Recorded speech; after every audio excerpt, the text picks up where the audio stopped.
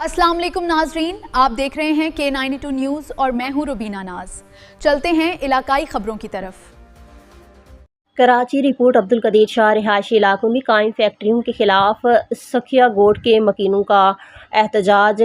कराची के इलाके सखिया गोट में रिहायशी आबादी के अंदर कायम फैक्ट्रियों के खिलाफ सैकड़ों इलाका मकीनों, खवातीन, बच्चों और बुजुर्गों ने फैक्ट्री के मरकजी गेट के सामने एहतजाजी धरना दिया। समाजी रहनुमा हफीज़ बरफ्त और अवामी राज तहरीक के सरबराह महबूब रिंद की क़ियादत में मुजाहिरीन ने मुतालबा किया कि रिहायशी इलाकों में कायम गैर कानूनी सनतों को फौरी तौर पर इंडस्ट्रियल जोन मुंतकिल किया जाए।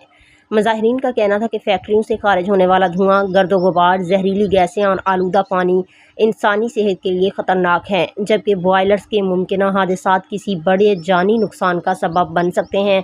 दूसरी जानिब सोहराब गोट टाउन UC5 के चेयरमैन सुल्तान वलीदी ने मुतल्लिका हुक्काम से फौरी नोटिस लेने और आवाम को तहफ़्फ़ुज़ फराहम करने का मुतालबा किया।